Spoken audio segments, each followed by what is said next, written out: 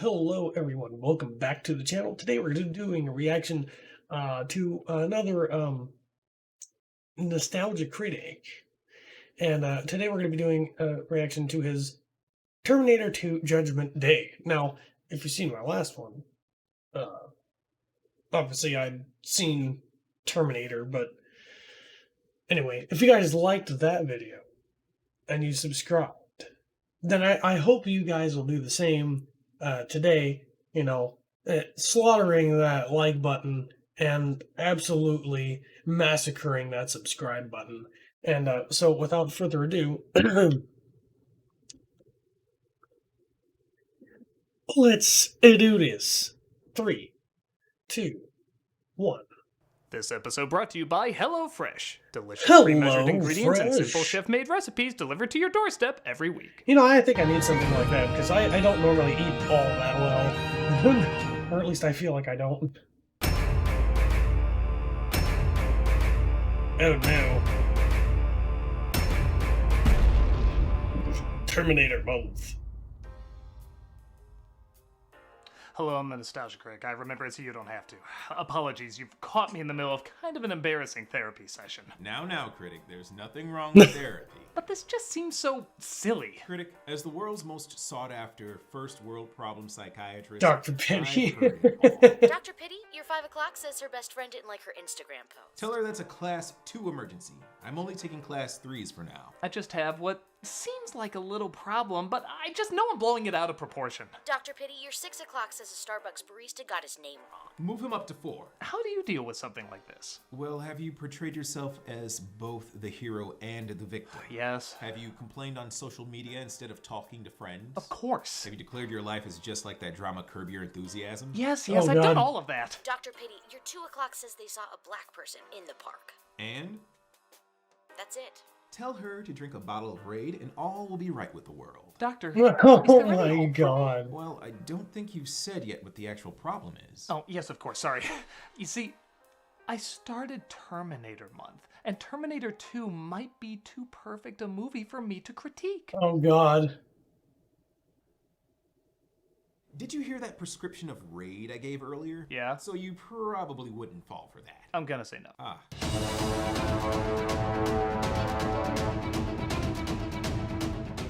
There's a bit of a stigma against action movies.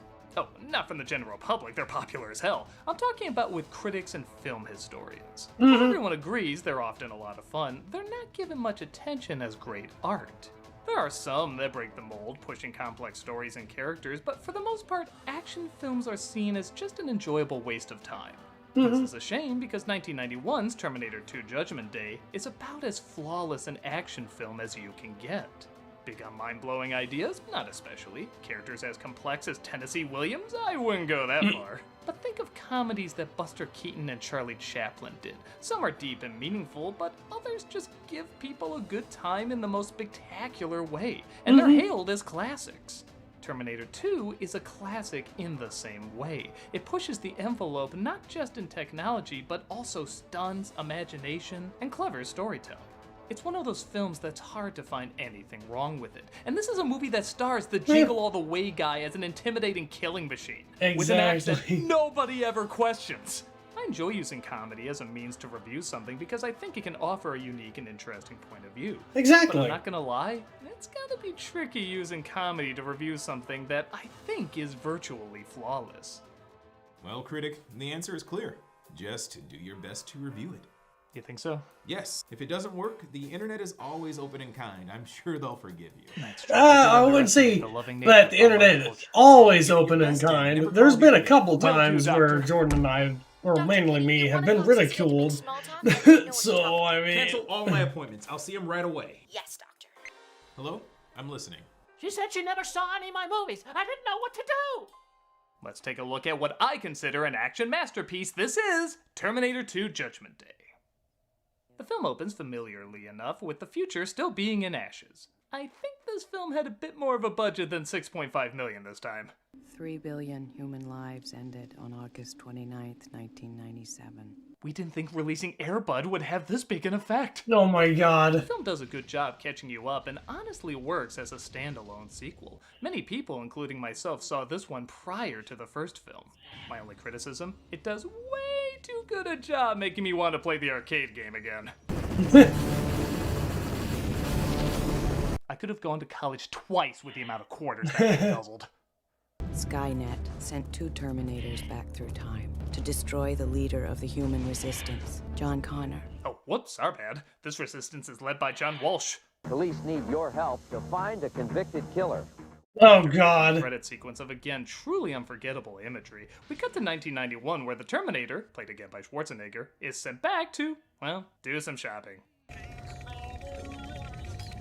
One of the things I don't think this movie gets enough credit for, the extras are amazing.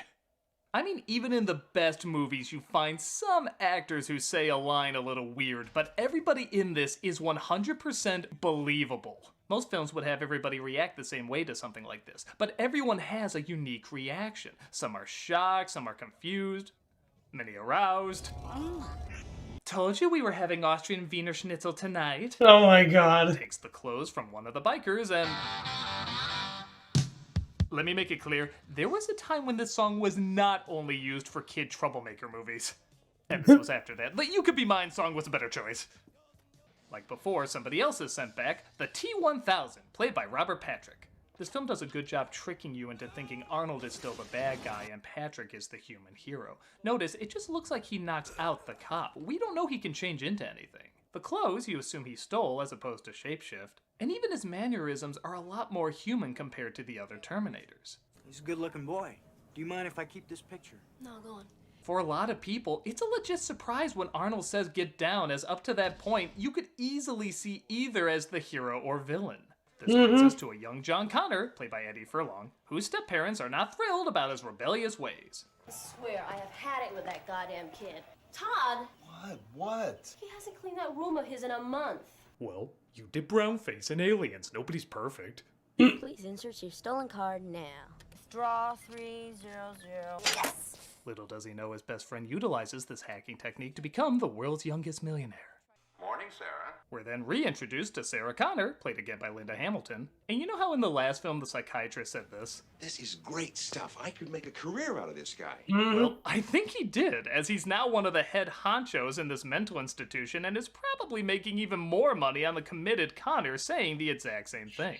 I'm sure it feels very real to you. On August 29th, 1997, it's gonna feel pretty fucking real to you too. At first I was annoyed that she was saying the exact same thing that clearly didn't work for the committed Reese. But the more I thought about it, being the only person who knows when the apocalypse is and lying about it for many years, you would probably crack at some point. In fact, this is one of the few films that repeats a lot of similar lines and actions from the previous movie, but it feels totally natural. When you hear lines in Home Alone 2 like, Yikes, I did it again. Well, you got your wish last year, maybe you'll get it again this year. This ain't like the last time. We did it again! it feels forced and phony. So many sequels do this just so you can say, I recognize that thing that was good before, therefore this is good. But in this, it surprisingly feels organic. When they pause the video at a similar time they did with Reese in the first movie, she remembers and knows she has to change her game plan. They don't exist. I know that now.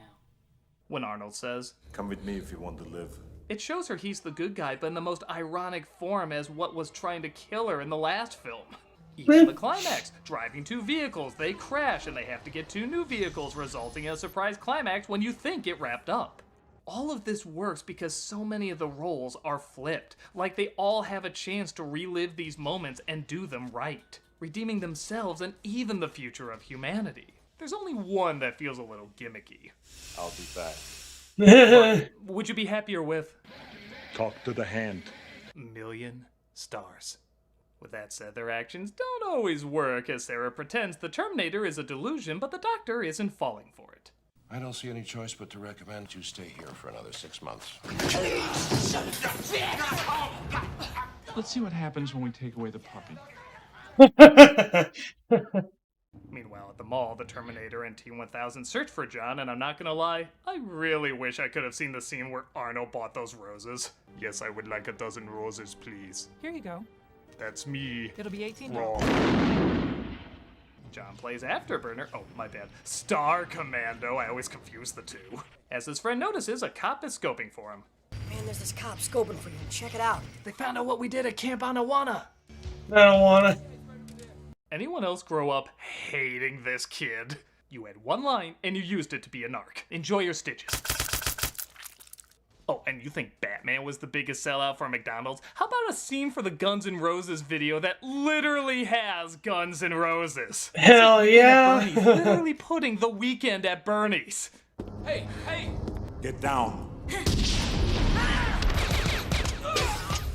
Admit it, you always felt sorry for that guy too. I think the moral of the film is if you ever try to do anything good ever, you're gonna bleed. Right? The two Terminators fight with the T-1000 knocking him out. Ooh, the latest foreshadow fashion. And Tom Cruise runs trying to catch up to John. He also might have upgraded his ride. Fun fact, none of the camera crew wanted to get this shot for fear of, well, dying. So Cameron grabbed the camera and took the shot himself. Sports stores don't have as many balls as this guy. Though some shots you can make out the stuntmen a little bit. Hey, I didn't know Van Damme guest starred in this. The chase is still amazing. From the size and scale to the energized editing to that gun trick you gave up trying after 2 times. No, seriously, I got this. It's all CG. Now, don't take this the wrong way, but you are a Terminator, right? Yes. Cyberdyne Systems Model 101. Holy shit. Something else that's important to point out, the kid in this movie is actually like a real kid. That's not to say this is the first time this has been done, but more often than not, kids in movies were either there for bad one-liners or just to move the story forward. This one acts like a real kid in the 90s. Hell, honestly, any time period. That her? Yes. She's pretty cool, huh? No, she's a complete psycho. It's not a mission priority. You will fuck you! She's a priority to me! He swears, he can be afraid, he fights back, he has legit good insults, he's a little shit, but that's what most kids are around that age. He's played in a way that doesn't get annoying and is extremely relatable, giving him real moments to come to grips with what this new reality means about everything he ever knew. It's like everything I've been brought up to believe was all made of bullshit. I hated her for that, and nobody believed her. Not even me. After this film, this was the gold standard in writing a believable child in a mainstream movie. Even yeah, there's like some children actors that like, I don't know, they don't get a lot of good lines or just aren't there, I guess. Barking. Again, a good callback to the first film. Honey, are you okay? I'm right here. I'm fine. Huh, wonder why I can't do an American accent the rest of the time. Your foster parents are dead. And the T-1000 has learned how to make beef stew. Seriously, why does he know how to do that? After teaching the stepdad not to drink out of the carton, the T-1000 continues his search while John figures out the Terminator technically has to do anything he says. That's one of my mission parameters. Stand on one foot. Yes! Now say, Red Sonja, what's your best movie? Don't push it, you little shit. Yeah. I also like this reversal where the kid has to be the adult teaching him why it's wrong to kill. You just can't go around killing people. Why? Because you can't. Why? Because you just can't. Why? I order you to help me. Okay, I love you. Bye-bye. John decides to break his mother out of the institution Jesus as Christ. it looks like Sarah has the same idea.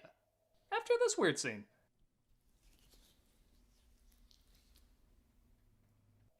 Tastes like peaking in the 90s. Oh my god. Escapes with a paperclip and the cutest little skip. But meanwhile, the T-1000 tries sneaking in so he can take her out to replace her.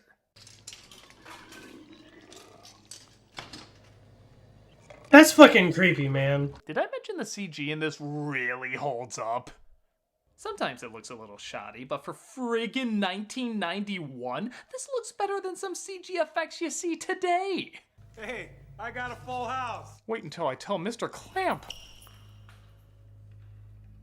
I kind of admire that this is shot like a split screen. Almost like they're indicating they used the same actor to play both parts, but then get shots like this where you realize it had to be twins. Only later to actually duplicate the same actor. This film's goddamn amazing. John and the Terminator show up shortly after. Now that he points that out, it's actually pretty good, yeah. Why? I swear I will not kill anyone. Well, thanks Skynet for loopholes. What the hell are you doing? He'll live. In other news today, a security guard died due to loss of blood in his legs. Sad and weird. This reunion will be great. I incapacitated him. This is exactly how it went when they asked her to do Dark Fate.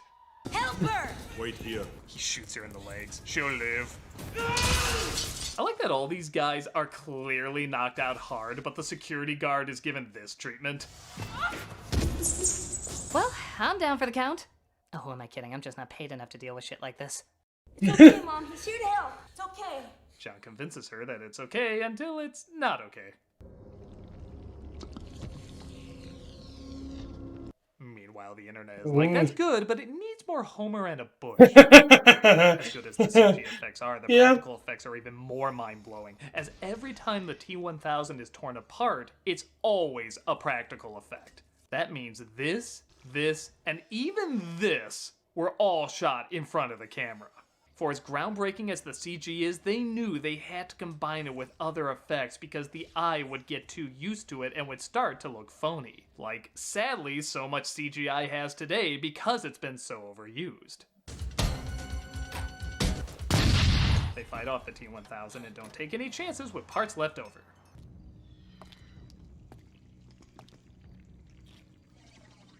Thank God, I won't have to stuff down there now. Yeah, I'm going out on a dick joke. What about it?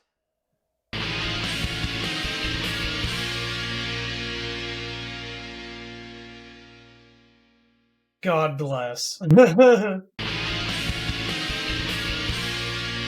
I missed it again. I'm so glad after I gushed how good the effects are, we get arguably the worst rear projection in the movie. Right. It's like Sin City and Tarantino took over directing for a bit. Hamilton doesn't have any shoes on. What were you thinking? You cannot risk yourself, even for me. Do you understand? Sarah gives John a hard time for coming to save her, causing him to tear up. What's wrong with your eyes? Nothing. I always found it odd that a machine based on biological termination doesn't know what crying is. Though maybe the idea is he knows how, just not why. Either way, what a girly man! So what's your story? Daddy! Meanwhile, the T-1000 searches for I'm a Terminator. Say, that's a nice bike. Well, we have the shtick for the next Terminator all set up. I guess it doesn't help that after I praise the kid dialogue too, these couple of lines here do seem a little Disney afternoon. You say, no problemo. And if you want to shine them on, it's hasta la vista, baby. He got 98% of it down when some can't even get 1% of it down. I say cut him a little slack. Yeah. My God, he actually got to the chopper. Ah! I know I said this film doesn't have the deepest ideas, but that doesn't mean it has none at all. There are some very poignant moments that arguably need to be in a film like this if it's to hold any weight or suspense. We're not gonna make it, are we? People, I mean. It's in your nature to destroy yourselves. Just look at where the franchise goes. Well, back to making guns look like the coolest goddamn thing in the world. That's definitely you. John does continue to bond with the Terminator, forcing Sarah to think back at all the deadbeats she dated in the past. It would never leave him, never shout at him or get drunk and hit him. This machine was the only one who measured up. It gives me hope that vibrator technology will advance to raising kids too. Then I'd be set. She has, honestly, one of the freakiest dream sequences I can remember growing up, when she sees her past self raising John in what could have been an alternate life. That uniform makes your calves look chunky!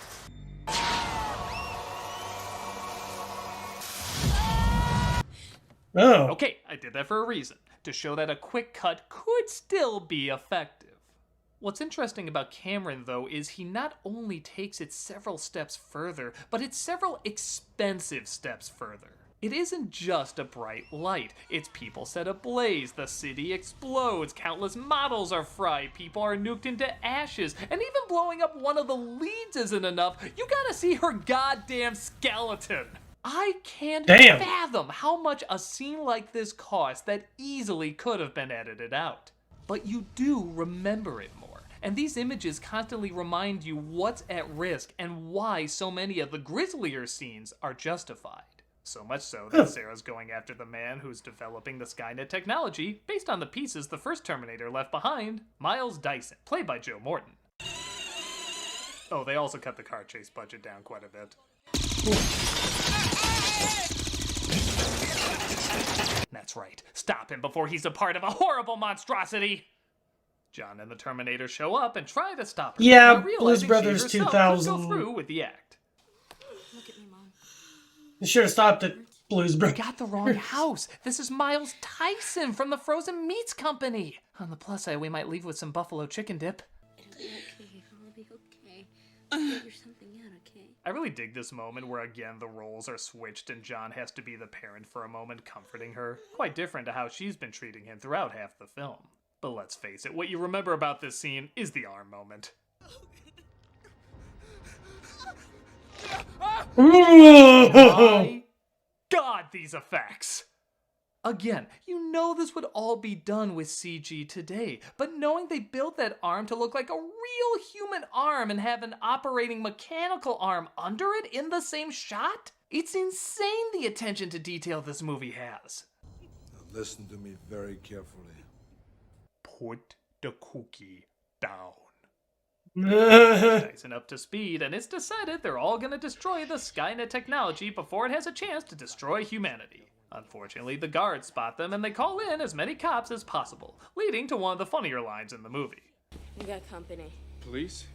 How many? All of them, I think. They're led by Captain Kitchen Sink.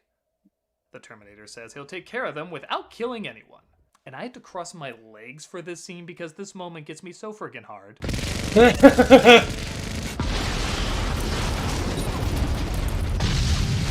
Oh, it's like if a gun and a punch could have an orgasm.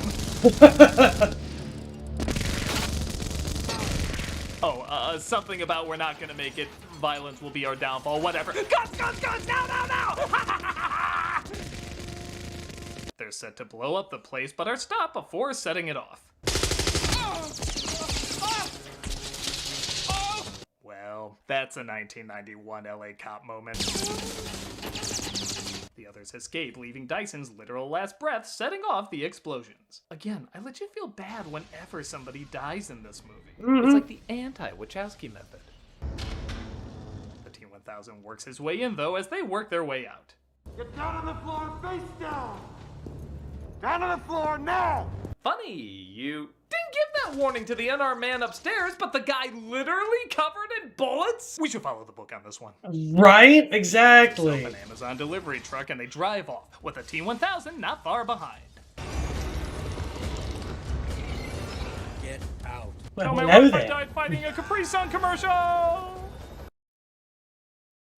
Chopper's coming in! It's him. He chases them down, shooting at them, while he forms a third arm to fly.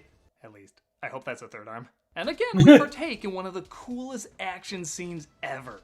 I still have trouble convincing younger people sometimes that they really did all this. No CG, no removed wires, no models. They just flew a goddamn copter under bridges, over bridges, even into a truck. Goddamn unbelievable. The only thing that could make this scene better is this music. Oh my god, no. They both crash and have to get different vehicles, resulting in my personal favorite badass moment.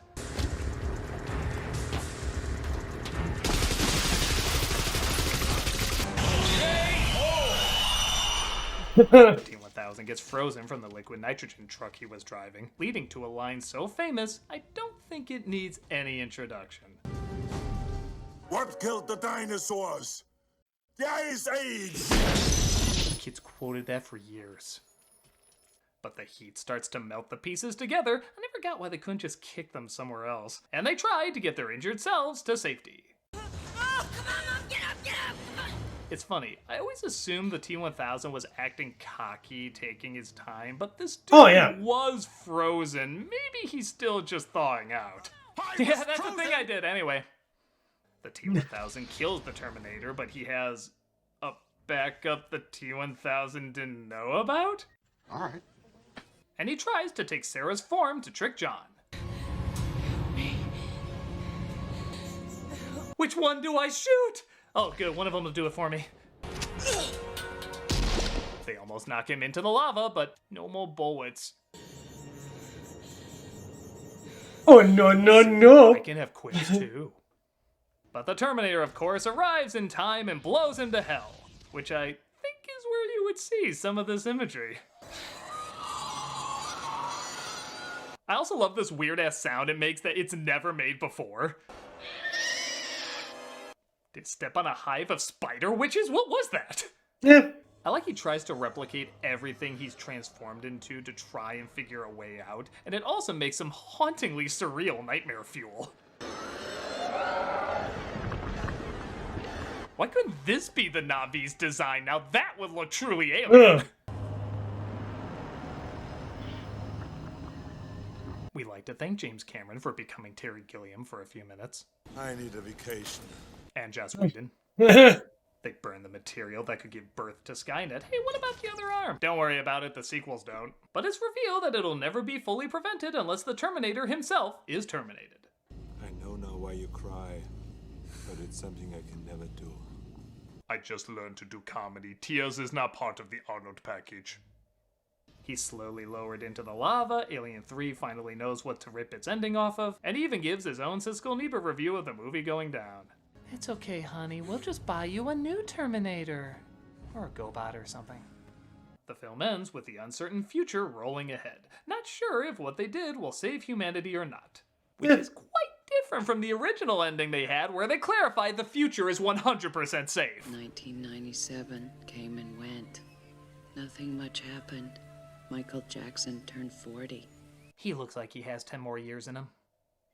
It's funny because I didn't really like this ending because it didn't leave it open if the future was altered. If anything, the first film indicated it can't be altered, but now I look at this thinking, well, it could have saved us some pretty unnecessary follow-ups.